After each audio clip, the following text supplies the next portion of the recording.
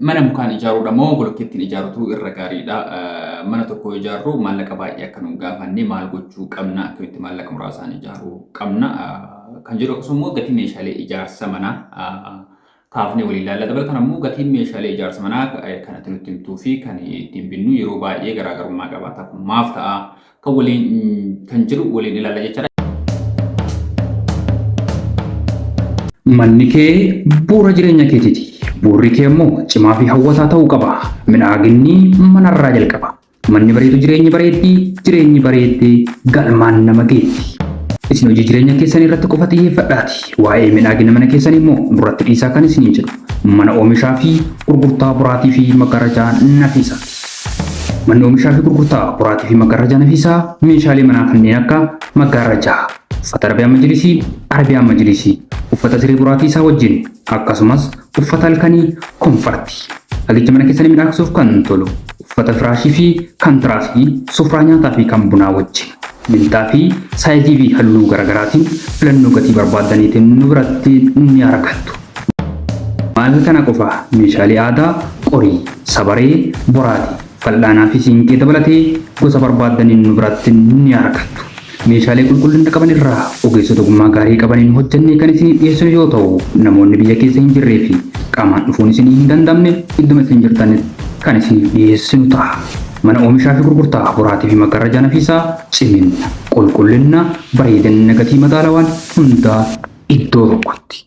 Teessoon keenya magaalaa Shaashamannee ganda duwwaa tokko buufata konkolaataa duuba gamoo kaaffee duraanii keessatti nu argattu. Odeeffannoo dabalataatiif lakkoofsa bilbilaa duwwaa 932 duwwaa 7 1951 yookaan duwwaa 961 duwwaa 531 22 haloonuun jira. Mana oomishaa fi gurgurtaa boraatii fi maggarajaa nafiisaa. Ibrahim jedhamu fuudhuu yeroo jalqabaatiif garuu chaanee kan haftan subscribe gochuudhaan maatii kana dabala maatii kana akka taatan ammoo viidiyoon kun nama baay'ee bira gahu akka laayik godhaati isinis ammoo sheer godhaati nama bira gahuu qaba jettanii yaaddan biraan gaha. Odeeffannoo ijaarsa manaa baay'ee waliin kan laalutaa jechaa guyyaa har'aa isaan keessa mana mukaan ijaaruudha ammoo bolokkeettiin ijaaruutu gaariidha. Akkamitti garaagarummaa maallaqa isaatiin bareedina manaatiin gatiin meeshaalee ijaarsa manaa maal fakkaata mana tokko yoo ijaarru nama tokko mana wal fakkaata. Kan luki 60 namni lama ijaaru kun qarshii 800 kan fixu kun qarshii miliyoona kan fixutu jira. Kuni maaf ta'a waan jedhu waliin ilaalee jira. Jalqabatti mana tokko mukaan ijaaruu fi bolokkeetti ijaaraa garaagarummaan isaa maali kamtu caala kan jedhu mana mukaan bolokkeettiin ijaaruun mana mukaan ijaaruu caala maallaqa baay'ee nu gaafata. Tasuma waa walitti dhufuu miti. Kanaaf mukaan ijaaruu caala bolokkeettiin ijaaruun maallaqa guddaa isin gaafata. Garuu bareedina manaa irratti manni keenya akka baay'ee bareedu paartishiin isaa kutaa keessa isaa kukutuudhaa fi akka mootii kutaan keenya dhiphannee fi waan akkasiitii fi mana mukaa caalaa manni bolokkeetti ijaarame baay'ee tokko bareedaadha, baay'ee tokko filatamaadha. Magaalaa guddaa keessatti immoo bakka baay'ee dhorkamaadha mukaan ijaaruun. Bolokkeettiin ijaaruun bareedina isaa irrattis mana mukaa ijaaramu caalaa baay'ee tokko gaariidha isin jechuu barbaada. Dabalataan immoo mana bolokkeettiidhaan yeroo ijaarru otuma ijaarru maallaqa harka keenyarraa yoo fixanne bakkuma maallaqni itti harka dhaabatetti dhiifne yeroo barbaadne itti deebinee ijaaruu dandeenya waan rakkoo qabu miti. Garuu mana mukaan ijaarame akkasitti xumuruun hin danda'amu. Ijaartana alma takka xumuruu dandeetta. Girgiddaa isaa qofa ijaarte gubbaa isaa otoo ijaarin dhiiftee ji'a muraasa yookaan immoo yeroo dheeraa turte itti deebi'uu hin dandeettu. Mana bolokkeettii taanaan ammoo rakkoo waan qabu miti. Girgiddaa isaa walii isaa qofa ijaarte maallaqa harka ofiidhaatti ruufii yookaan immoo gubbaa manichaa sa'aatii barbaadde maallaqa filattee itti deebi'uu dandeetta. Akkasumas masaraata isaa lafa isaarraa ol kaaftee maallaqni harka si dhumate dhaabuu dandeetta. Kanaaf wantoota akkasii kanaa mana bolokkeettiin ijaaruun baay'ee tokko filatamaadha. Haa ta'uuti immoo namoonni lafti keessa lafa qotee bulaarraa yookaan immoo lafa caraqaarraa qabdanii ganaa karaan dhufuu danda'a. Riskii qaba waan ta'eef maallaqa keessan qisaasessuu irra mukumaan yoo ijaartan filatamaadha. Haa ta'uuti immoo akkaataa fedhii keessaniitti yommuu bakka baay'eetti kaartaa laalchisuu maal waan akkasiin jira waan ta'eef sun baay'ee amansiisaa miti. Karaa laalchiseera maal godheera waan hannaatu waan ta'eef seera mootummaadhaatti illee dhorkaadha amansiisaallee miti waan ta'eef waan akkasirraa yoo qusattan gaariidha isa amantan yommuu iyyuu maallaqa guddaa dhangalaaftanii mana ijaaruu akka kootti isin hin gorsu. Kanaaf gaafii mana mukaan ijaaruu bolokkeetti ijaaruu jedhu irratti maallaqa muraasaan ijaarrachuu barbaaddan mukaan yoo ijaartan gaariidha maallaqa baay'ee isin gaafatu kan bolokkeetti wal bira yeroo qabnu jechaadha. Bareedina manaatii fi manni keenya akka bareedu qalamiillee yoo dibnu manni mukaan ijaarame bolokkeetti ijaarame bareedinni isaa garaagarummaa guddaa qaba. Kanaaf bolokkeettiin ijaaruutu baay'ee tokko mana keenya nu bareechisuu danda'a isiniin jechuu barbaada. Lammaffaa gatiin meeshaalee ijaarsa manaa kan inni sitti himuu fi kan isin ittiin bittan yookaan isin jirtan wanti ittiin gurguramu garaagarummaa qabaachuu danda'a. Kan yeroo sanas kaasee isin himee jira. Fakkeenyaaf Ashawaa yoo fudhannee magaalaa ani isin viidiyoo isin hojjetu kan immoo magaalaa gurguddaa keessatti magaalaa Ashawaan sun keessatti gurguramu keessatti qarshii 14,000 amma qarshii 15,000tiin gurguramuu danda'a. Asirraa magaalaawwan gara baadiyyaa jiranii magaalaawwan baay'inaan Ashawaan hin jirre keessatti immoo gatiin isaa kanaa ol dama hamma 25 illee ta'uu danda'a. Amma 40 yeroo itti ollee jira. Fakkeenyaaf asirraa fakkeen as magaalaa kana keessa Adaamaa keessatti Ashawaan jiroota Ashawaan gurguramoota asirraa lafa kiiloomeetira 30 kiiloomeetira 50 kiiloomeetira 60 Ashawaa galfachuu yoo barbaadde qarshii 15 as magaalaa keessatti gurguramu kanaan bitachuu hin dandeettu. Maaliif konkolaataan asii amma achi naaftaadhaan deemaa baasii qabaa tiraanspoortii isaatii fi maallaqa baay'ee si gaafachuu danda'a garaagarummaa 5,000 6,000 akkaataa fageenya lafaatiin jecha.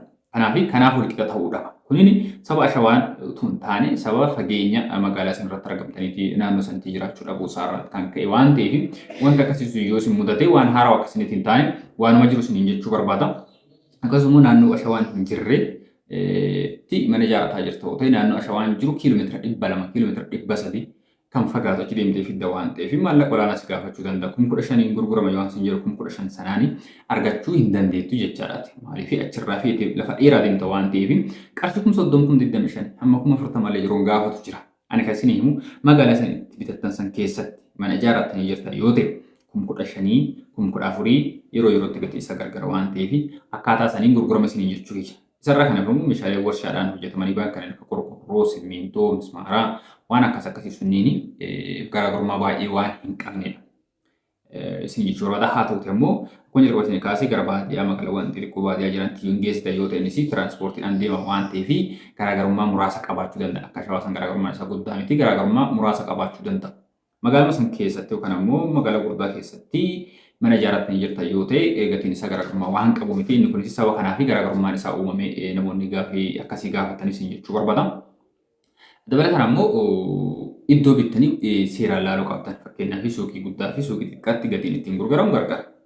Namoota jumlaadhaan gurguranii fi namoota chichaaroon gurguran biratti gatiin isaa garaagarummaa qaba. Kanaaf namni hundi keessa isin dandeessee maallaqa mana ittiin xumurtan harkaa qabdanii waan mana sanaa isin barbaachisu simmintoo al takka yoo bittanii qarshii bareedaan bituu dandeettan. Yeroo mana ijaaruu wanta maallaqa baay'ee akka nu gaafatan taasisan keessaa tokko waan akkasiiti.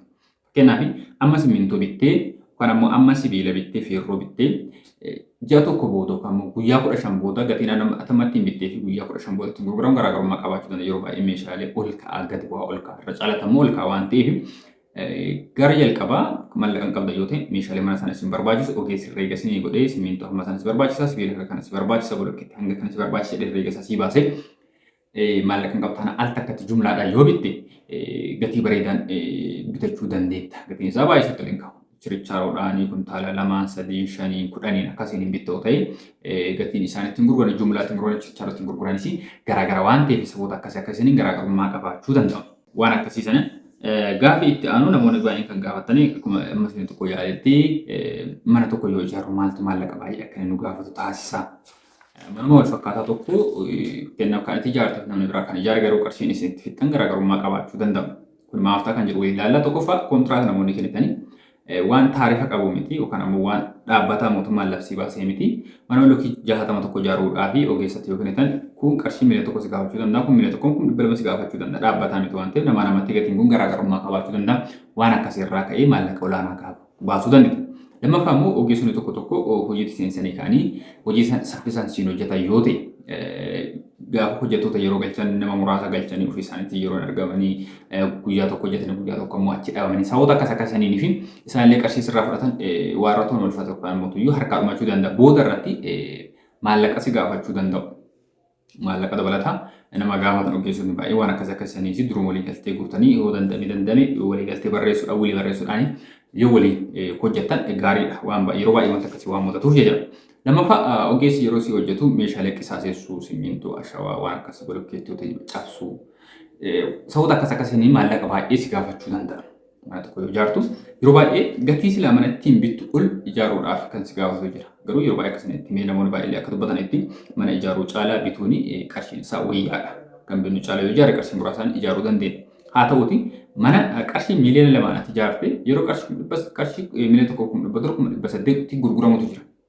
Maaliif qarshii ati ittiin gurgurtu olitti ijaarsatti baafte jechuudha. Saboota akkasuma isin kaasee kanaanii ogeessi yeroo isin ijaaru meeshaalee ijaarsaa qisaasessuu, sibiila bakka hin barbaachifne itti muruu, bolokkeettii, simmintoo, ashawaan akkasii isin jalaa qisaasessuu amma reeshoo isaa seeraan fayyadamuu dhabuu. Maaliif simmintoo fi ashawaa yeroo harmaataa yeroo hojjetanii reeshoo hamma walitti dabalamutu jira waan ta'eef reeshoo isaa sanii humnaa ol fayyadama yoo ta'e yookaan immoo gadi buusa yoo ta'e maallaqa baay'ee akkasiin gaafatu gochuu danda'a. Ifin ijaarsa mana keessan irratti illee akkasiin jalaa jiguu akkasiin jalaa babbaqaquu gochuu danda'a waan ta'eef waan kanneen of eeggannoodhaan hojjechuu fi keessan hubannoo hin qabdan yoo ta'e immoo nama hubannoo qabu gaafachuu. Kontiraata yeroo kennitanitti fakkeenya kontiraata yoo kennitan meeshaalee isumarra meeshaalee akka inni bitu ogeessallee akka inni gaafatu walumaa galatti qarshii isin manaaf barbaachisu guutuutti kennitanii manuma keessan ijaaree yoo xumura qulfii akkasiin kennu namoonni walii galatti akkasiin kennitanii fa'aa hordoffii cimaa taasisuu qabda. Maaliif maallaqni akka isaanii irraa hafuu fi simmintoo hir'isanii ashawaa baay'isuu danda'u. Gaafa akkasamoo manneen babbaqaqaa jiguus danda'a. Kanaaf yoo dandame gatii ogeessaa qofa kaffaltanii fi meeshaalee ofii keessanii yoo bitatan baay'ee tokko gaariidha. Maaliif meeshaa irratti bu'aa barbaaduu fi akkaataa barbaadamuun isin ijaaruu dhabuu danda'a waan ta'eef waan akkasii gochuu qabdan isin jechuudha. Lammaffaa immoo namni isin ijaara yoo ta'e maallaqa keessan nama kennatan yoo ta'e biyya keessan jirtan yoo ta'e namni isin ijaaru sun maallaqa keessa isin jalaa qisaasessuu hojii al takka isin xumuruu dhabuu torbe tokko jedhee hin dhiisa yoo ta'e maallaqni harka isaa irratti innis maallaqa balleessaa harkaa qisaasaa ogeessas yeroo seensisuu baay'inaan seensote saboota akkasii maallaqni isin jalaa qisaasessuu danda'a. Manni isin ijaartan maallaqa olaanaa isin gaafachuu danda'a.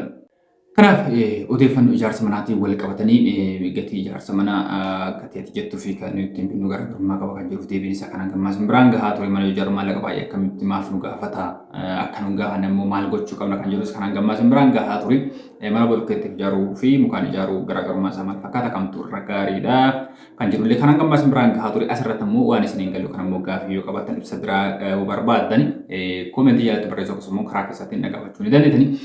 Ani sama odeeffannoo kana fi kan kana fakkaatan kanneen biraa waa'ee ijaarsa manaatiin wal qabatanii waa'ee biizinasii wal qabatanii odeeffannoo baankii sharafaa fi maallaqa baankii irraa liqeeffachuu baankii qusachuu magaalota odeeffannoo baankii wal qabatanii fi odeeffannoo biizinasii odeeffannoo ijaarsa manaa meeshaalee mana keessa yoo barbaadan asirratti kan isiniif dhiyeessu ta'a.